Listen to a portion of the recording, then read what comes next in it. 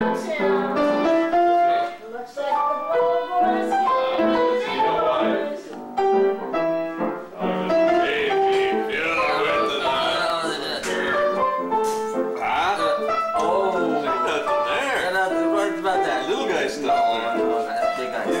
about the same size. Oh.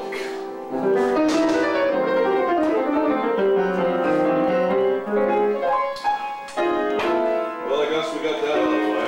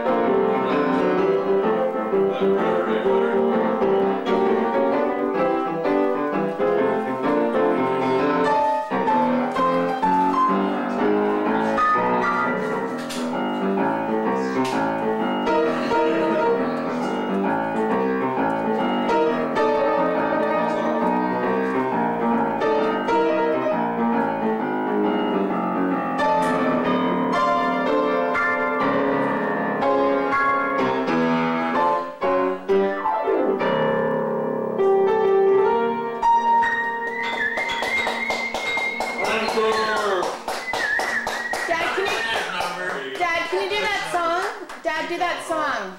Huh? Do that song. What song? That one you go that goes dun dun dun dun dun dun dun. We're running out of Da, da, da, da,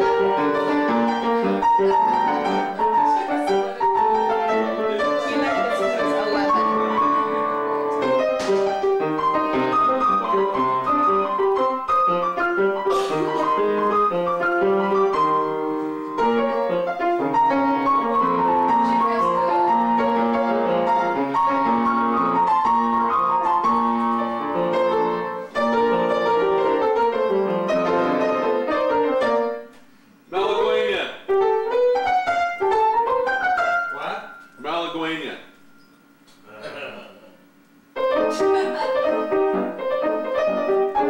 No, that's not it. That's How yet?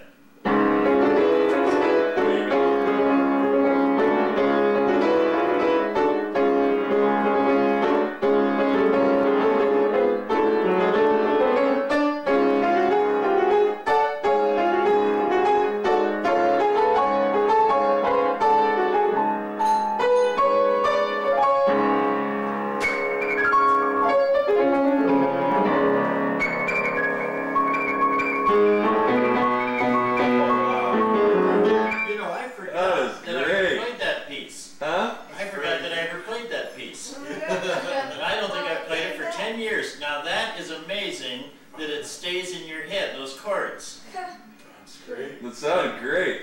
Well, especially just before you quit.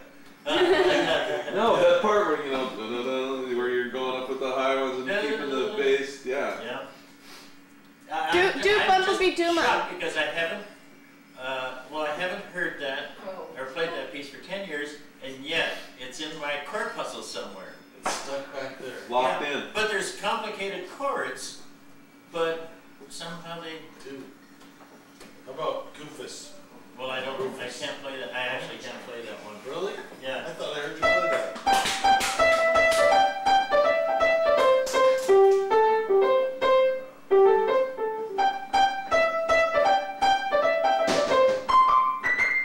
You know, when I went to a church camp, grade 8 to grade 9, or grade 9 to grade 10, there was a guy there, I can't remember his name, but that he hummed that for the 2 weeks of the camp. But he knew the words too. I was born in the downtown, down in Iowa.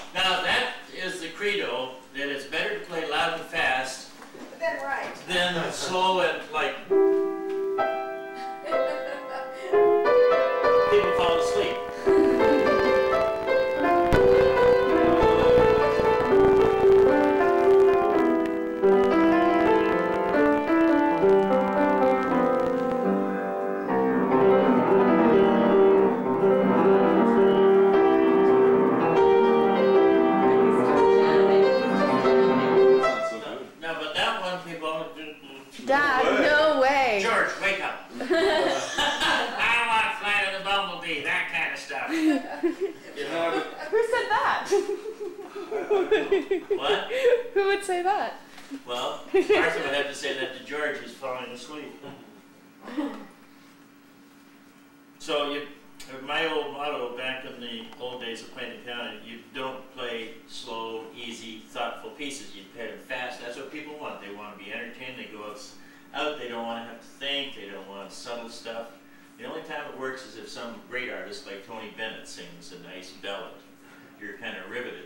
But if you have a moderate amount of talent like I do, you keep it fast and busy and loud. And it kind of replaces subtleties and art. And that's why many painters paint with lots of colors and lots of brush strokes and that, because they have no ability. So they make it loud and jazzy and raspy, and people, oh, that must be art. But they have no clue. Whereas you see a subtle thing like a Tom Hill tree that he's painted from life. Very few people alive today can do what he's done in that room with those trees from life, while the sun's moving. Or Howard Terpning's, I mean, those things. Nobody alive can do as well as he does. Nobody alive. There's not a living artist as good as him. And Don Crowley, I don't know how he does all those details. He must be just... It looks almost like a photograph. But that's the thing that bugs him. Oh, really? Yeah, because to look like a photograph means that you're no better than a mechanical camera. Whereas he goes further, I could show you. When we get down there, I'll show you why he's so much better than a photograph. And so an artist like him, or any artist, and I've had it said to me, gee, that's just like a photograph. That's not a compliment. That's not a compliment whatsoever. So hold back when you talk to him, if you mention that. And we've heard it all our lives. When I've done a portrait and it's all detailed, gee, that's like, and I accept it, you know, what they're saying, and I think they think it's a compliment. Yeah. Like the guy last night thought he was complimenting me with a picture I did 30 years ago. He says it's the best thing you ever did. 30 years ago, in other words, in those 30 years, I haven't done a piece worth shit. No, you have to realize, Harley, in that situation, he probably bought that when he couldn't afford it, and he probably never bought another painting, and it's the pride of his whole house. And well, he says that down in San Diego, he says the San Diego Art League came to their house, and that of all their paintings, that was the one they liked the best. So I'm gonna say thank you, Brandon. I want you to thank the members of the thank you. Grocery store. AJ's is a grocery store. Look at your future. Hey, Patrick. Come on, get across. The lights turned red, you know, and I'm trying to get across to the red light. Cars are honking, and then I gotta get up. You gotta get up the curb. Come on, you got a little fart.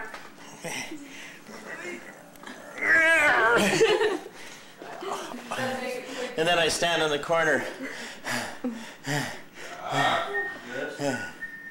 And Carol's on the other side saying, I've decided to go that way.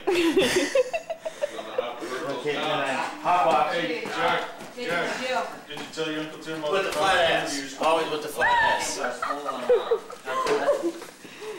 You mentioned something about that the other day. I thought you were kidding me. No, but What did I do? Do your boogie woogie. Boogie woogie.